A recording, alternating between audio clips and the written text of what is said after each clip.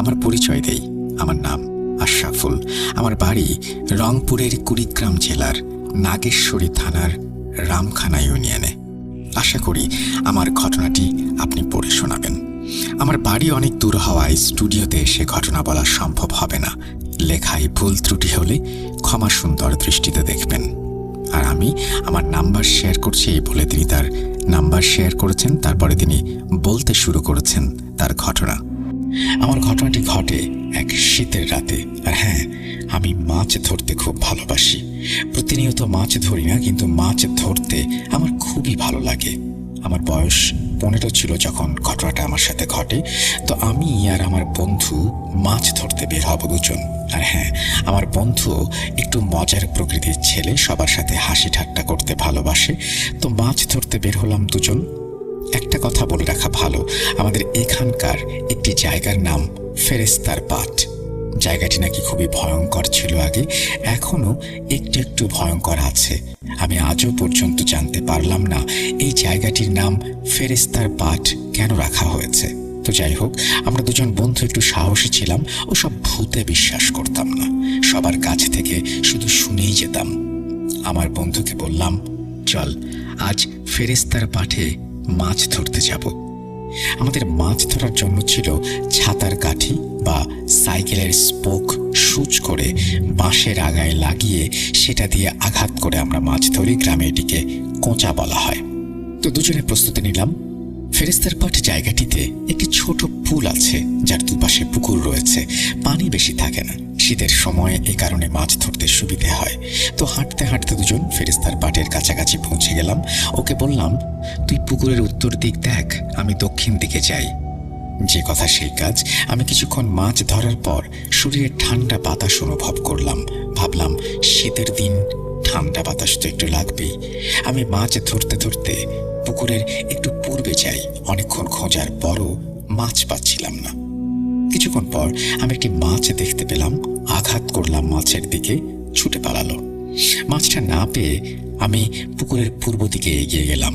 সামনে গিয়ে 4টা পরপর মাছ ধরলাম, কিন্তু আমার মনে হতে লাগলো কেউ আমাকে পেছন থেকে ডাকছে, খুব শান্ত আওয়াজে, মানে ফিস ফিস করে কেউ আমাকে ডাকছে। আর পানি দিয়ে হাঁটলে যেমন আওয়াজ হয় তেমন আওয়াজ কানে ভেসে আসছে। পেছনে ফিরে তাকাতেই দেখি কেউ নেই। 2-3 বার মনে হতে লাগলো এরকম। আমি মনের ভুল ভেবে মাছ ধরায় মনোযোগী হতে লাগলাম। আমার হাতে একটি টর্চ লাইট ছিল, যা অনেক দূরের জিনিস খুব সুন্দরভাবে বোঝা যায়। কিন্তু সেদিন কি হয়েছিল, লাইটের আলো খুব কম হচ্ছিল, অথচ ফুল চার্জ দিয়ে নিয়ে এসেছিলাম। তো যাই হোক, আবারও মাছ ধরতে লাগলাম। এদিকে তেমন মাছ না পেয়ে লাইট ঘুরিয়ে নিয়ে রাস্তার দিকে মারতেই দেখি এক বয়স্ক লোকের মতো একজন পুরুষ নাকি মহিলা ঠিক বোঝা যাচ্ছে না, আছে ওখানে। দূর থেকে দেখতে পেলাম, এবং যে বসে আছে সে রাস্তার এক পাশে বসে আছে। বুঝতে বাকি রইল না আমার, তখন বাজে রাত 12:30। চারিদিক অন্ধকারে ছেয়ে গেছে। এত রাতে কে বসে আছে? আমার মনে একটু ভয় কাজ করতে লাগলো। আমি টর্চ মেরে আমার বন্ধুকে ডাক দিলাম এবং আসার পর বললাম, চল তো দেখি এত রাতে কে বসে আছে ওখানে। তারপর দুজন কাছাকাছি যাওয়ার পর বুঝতে পারলাম একজন বয়স্ক মহিলা বসে আছেন মাথায় ঘোমটা দিয়ে, যেন বসে বসে গুনগুন করে কিছু একটা বলছেন। বন্ধু এগিয়ে গিয়ে মহিলাটিকে জিজ্ঞেস করলো, কে আপনি? এত রাতে এখানে বসে আছেন কেন? কোনো উত্তর নাই। আবারও জিজ্ঞেস করলো, কে আপনি? এত রাতে এখানে কি হয়েছে আপনার? আর কি বলছেন গুনগুন করে? কোনো উত্তর না পেয়ে আমি গিয়ে মহিলাটির ঘোমটাটা সরিয়ে মুখের দিকে তাকাতে যা দেখলাম তা দেখার জন্য আমি প্রস্তুত ছিলাম না। দেখি মহিলাটির লাল চোখ, বড় বড় মুখের দাঁতগুলো হিংস্র বাঘের মতো। পেছন ফিরে আমি আমার বন্ধুকে খুঁজতে গিয়ে দেখি সে আমার পাশে নেই। বুকটা কেঁপে উঠল। নিজেকে কন্ট্রোল করতে না পেরে দিলাম দৌড় রাস্তার দিকে। অনেকক্ষণ দৌড়ানোর পর, একটু থামার পর বুঝতে পারলাম আমি এতক্ষণ দৌড়ানোর পরও ওই রাস্তার ওখানেই দাঁড়িয়ে আছি। হঠাৎ পেছন থেকে কেউ একজন আমার ডান হাতে ধরে নেয়। আমি পেছনে ফিরে তাকাতেই দেখি ওই মহিলাটি। আমার গলার পানি সব শুকিয়ে যায়, মনে হচ্ছিল জীবন এক্ষুনি বেরিয়ে যাবে। শরীর খুব কাঁপছিল। আমি জোরে জোরে সূরা কেরাত পড়তে লাগলাম, কিন্তু কোনো কাজ হলো না। আমি হাত ঝটকাতে লাগলাম, লাভ হলো না। আমি জোরে জোরে চিৎকার করতে লাগলাম, বাঁচাও আমাকে। কেউ এগিয়ে এলো না। আমি প্রায় মরমর অবস্থা হঠাৎ বুঝতে পারলাম ওই অশরীরী হাতটি ছেড়ে দিল। সামনে অল্প সাদা ছিন্ন ভিন্ন আলো দেখতে পেলাম। তারপর ওখানেই অজ্ঞান হয়ে যাই। আর কিছু মনে নেই। পরে জ্ঞান আসার পর দেখি আমি আমার বিছানায় শুয়ে আছি। সামনে আমার মা বাবা, বন্ধু ও কবিরাজ চাচা বসে আছেন। আমাকে জিজ্ঞেস করলেন, কি হয়েছিল তোমার সাথে? তুমি ফেরেস্তা পাটের পুকুরের পাশে বাঁশ বাগানে পড়েছিলে কেন? আমি সব কথা খুলে বললাম। কবিরাজ চাচা সব শোনার পরে আমাকে সূরা পড়ে ফুঁ দেয়, একটি তাবিজ দেয়, আর মাকে বলে, আর কোনো ভয় নেই, তবে 40 দিন পর্যন্ত একা কোথাও পাঠাবেন না। 40 দিন পার হয়ে গেলে আর সমস্যা হবে না। তবে একটা কথা আমাকে খুব ভাবাচ্ছিল, আমার বন্ধু আমাকে ছেড়ে একা পালিয়ে গেল কেন? পরে আমার বন্ধুকে জিজ্ঞেস করলাম, তুই আমাকে একা ওখানে ফেলে পালিয়ে আসতে পারলি? আমার বন্ধু আমাকে যেটা বলল সেটা হচ্ছে, তুই পাগল হয়েছিস নাকি? আমি আবার কখন তোর সাথে মাছ ধরতে গেলাম? গতকাল থেকে আমার মায়ের অসুখ, বাবা বাড়িতে ছিল না, তাই সারা রাত বাড়িতেই ছিলাম। আমি ওর কথা শোনার পর হতবাক হয়ে গেলাম। প্রিয় লিসেনার্স, এখন যে ঘটনাটি আমি আপনাদের সাথে শেয়ার করব, এই ঘটনাটি আমাকে লিখে পাঠিয়েছেন সুবীর মণ্ডল। সুবীর মণ্ডলের বেশ কিছু ঘটনা কিন্তু ইতিমধ্যেই আমরা প্রচার করেছি। তার ঘটনাগুলো কিছুটা ব্যতিক্রম ধরনের হয়ে থাকে। এই ঘটনাটি তিনি সংগ্রহ করেছেন তারই এক বন্ধুর বড় ভাইয়ের কাছ থেকে। ঘটনার সময়কাল 1918 সাল। জাপানের এক 17 বছরের তরুণের নাম ইকেচি। তিনি একদিন ঘুরতে এসেছিলেন জাপানের সাপ্পোরো শহরে। শহরটিতে সেদিন আয়োজন করা হয়েছিল ঝা চকচকে একটি প্রদর্শনীর। সেই প্রদর্শনী দেখতেই মূলত ছেলেটি সেখানে আসে। প্রদর্শনী চলার ফাঁকে ফাঁকে সময় সুযোগ পেলেই শহরটাও তিনি ঘুরে নিচ্ছিলেন। এমনই একদিন ঘুরতে ঘুরতে হঠাৎ একটা পুতুলের দোকানের সামনে তিনি চলে আসেন এবং এসেই ইকেচি আচমকাই সেখানে দাঁড়িয়ে পড়ে। তখন ইকেচির চোখ আটকে যায় একটা পুতুলের দিকে। মেয়ে পুতুল। পুতুলটি গায়ে পরে আছে জাপানের চকচকে ট্রেডিশনাল পোশাক। তখন ইকেচির চোখ যায় পুতুলটির চোখের দিকে। তিনি দেখেন চোখের মণি দুটি এত বড় বড়, দেখে মনে হয় ইকেচির দিকেই যেন মায়া ভরা চোখে ছলছলভাবে পুতুলটা তাকিয়ে আছে। পুতুলটার চুলগুলো কেমন যেন অদ্ভুত ধরনের সুন্দর ছিল। পুতুলটা দেখতেই এক নজরেই খুব পছন্দ হয়ে যায় ইকেচির।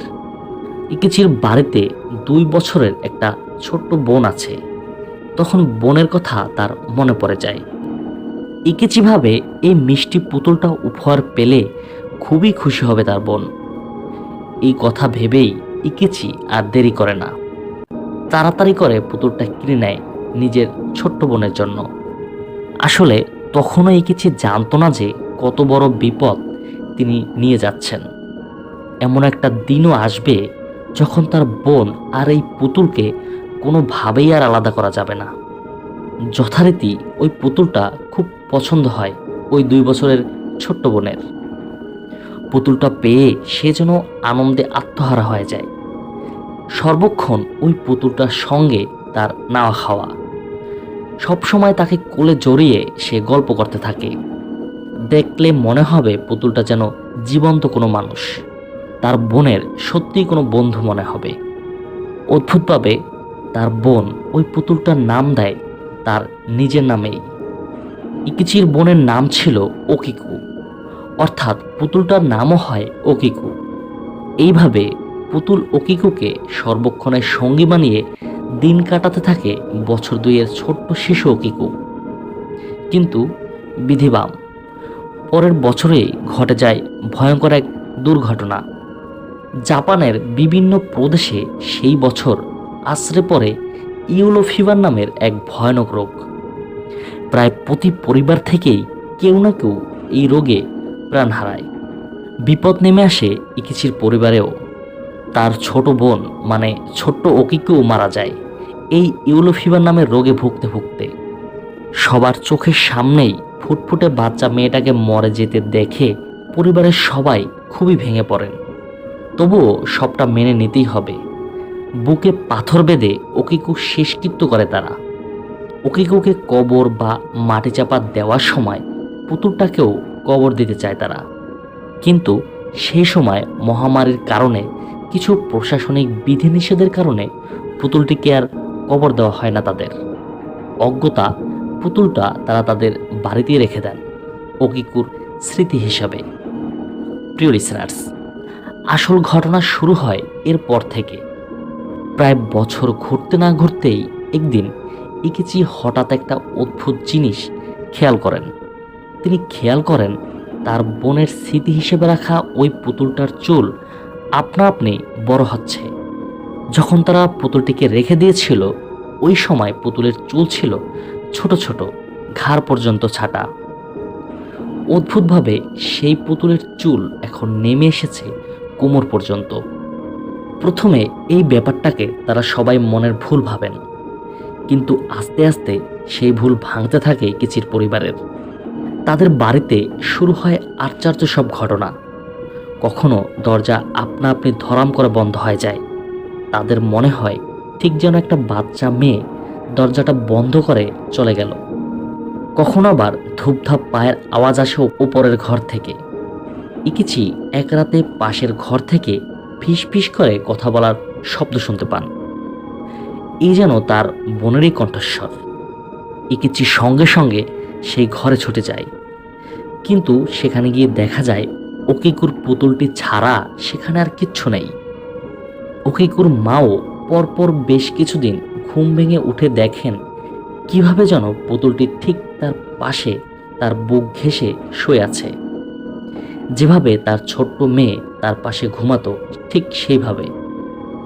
পুতুলটার এই কার্যকলাপ বৃদ্ধি পায়, বিশেষ করে ওকিকুর জন্মদিন আর মৃত্যুদিন সামনে আসলেই। ইকিচির পরিবার এইবার স্থানীয় সমনদের শরণাপন্ন হয়ে সব কিছু জানান। সমন মানে ওঝা বা তান্ত্রিক জাতীয় লোক। সমনরা পুরো ঘটনা দেখে এবং বিভিন্ন পরীক্ষা নিরীক্ষা করে তারা প্রত্যেকেই একটা ভয়ঙ্কর কথা তাদের জানায়। তারা বলেন যে ছোট্ট ওকিকুর আত্মা আসলে বন্দী হয়ে আছে ওই পুতুলের মধ্যে। নিজের বাবা মা ভাইকে ছেড়ে ওকিকু আসলে দূর যেতে চাচ্ছে না, সেই জন্যই ওই পুতুলের মধ্যেই সে থেকে গিয়েছে। প্রিয় লিসেনার্স, ব্যাপারটা কিছুটা অদ্ভুত শোনালেও ওকিকুর গল্প কিন্তু আস্তে আস্তে ছড়িয়ে পড়ে লোকের মুখে মুখে। ইকিচির পরিবার প্রথমে ভয় পেলেও একসময় ওকিকুর আত্মার সঙ্গে তারা সবাই অভ্যস্ত হয়ে পড়েন। ইকিচির পরিবারের সবাই তারা বিশ্বাস করতেন ওকিকু তাদের কোনো ক্ষতি তো করবেই না, বরং তার মৃত্যু পরবর্তী অলৌকিক ক্ষমতা দিয়ে তাদের উপকারী করবে। প্রায় 1938 সাল পর্যন্ত পুতুলটি তাদের সঙ্গে ছিল। এরপর বিশেষ কোনো প্রয়োজনে তারা শহর ছেড়ে অন্য আরেকটি শহরে চলে যান পরিবারের সবাই। শহর পরিবর্তনের সময় তারা ঠিক করে পুতুলটিকে তারা শহরের বাইরে নিয়ে যাবে না। পুতুলটি শহরের বাইরে না নেয়ার তাদের যুক্তি ছিল যে তাদের ধারণা ছিল পুতুলটার এই আশ্চর্য ক্ষমতা ততদিনই থাকবে যতদিন পুতুলটি ওকিকুর কবরের কাছাকাছি থাকবে।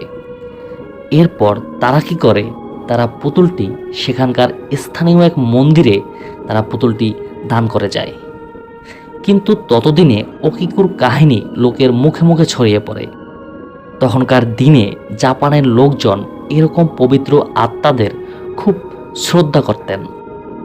ফলে কি হয়, মন্দির কর্তৃপক্ষ খুব আনন্দ সহকারে তারা পুতুলটাকে গ্রহণ করে। তারপরেই তারা আরও অবাক হয়ে যায়। তারাও দেখে যে সত্যি পুতুলটার চুল লম্বা হচ্ছে দিন দিন। ইকিচির পরিবার এতদিন আসলে পুতুল সম্পর্কে কোনো মিথ্যা বলেনি। এমনকি মন্দির কর্তৃপক্ষ ওকিকুর চুল কেটে বিজ্ঞানীদের কাছে পাঠান পরীক্ষার জন্য। আর অদ্ভুত বিষয়, পরীক্ষা করে বিজ্ঞানীরা জানায় যে সত্যিই এই চুল কোনো বাচ্চা মেয়ের চুল। এরপর থেকে ওকিকু আরও জনপ্রিয় হয়ে ওঠে জাপানে। মেনেনজি টেম্পলে এখনও অতি যত্ন সহকারে রাখা আছে ওকিকুর পুতুলটি, এবং এখনও নিয়ম করে তার চুল কাটা হয়। এর কয়েক বছর পরে মন্দিরে বেশ কিছু পূজারীরা আরও এক অদ্ভুত জিনিস খেয়াল করে। পুতুলটির কিছুটা সামনে গেলেই তারা খেয়াল করে পুতুলটির মুখ অল্প একটু খোলা, এবং ভয়ঙ্কর বিষয় সেখান থেকে স্পষ্ট দেখা যাচ্ছে সদ্য গজিয়ে ওঠা দাঁত। এই কাহিনী সত্য না মিথ্যা সেই বিষয়ে বহু মত থাকলেও ওকিকু যে আসলেই সত্যি তা জাপানের ম্যানেনজি টেম্পলে গেলেই দেখতে পাওয়া যাবে। আজও বহু দর্শনার্থী ভিড় জমায় ওকিকুকে এক নজর দেখার জন্য। যদিও এখনো কেউ জানে না ওকিকুর চুল কিভাবে নিচ থেকেই বাড়তে থাকে, তবে অলৌকিক ক্ষমতা ততক্ষণই শুনতে ভালো লাগে যতক্ষণ তা অন্যের সাথে ঘটে। ধরুন, যদি আপনার বাড়ির পুতুলটির মধ্যেও হঠাৎ করেই এরকম আশ্চর্য কিছু লক্ষণ দেখা দিতে শুরু করে, কি করবেন তাহলে? খুব ভালো লাগবে কি? আপনাদের মতামত জানার অপেক্ষায় রইলাম। প্রিয় লিসেনার্স, আপনারা এতক্ষণ শুনলেন এক অদ্ভুত পুতুলের ঘটনা। আপনাদের আমাদের চারপাশেও এমন অনেক ঘটনা আছে। আপনার জানা ঘটনাটি রেকর্ডিং করে পাঠিয়ে দিন আমাদের কাছে। ঘটনা পাঠানোর জন্য এই ভিডিওর নিচে ডিসক্রিপশন বক্সে আমাদের হোয়াটসঅ্যাপ নাম্বার দেওয়া আছে। পরবর্তী ঘটনা শোনার আমন্ত্রণ জানিয়ে আজকের মতো এখানেই বিদায় নিচ্ছি। আসসালামু আলাইকুম।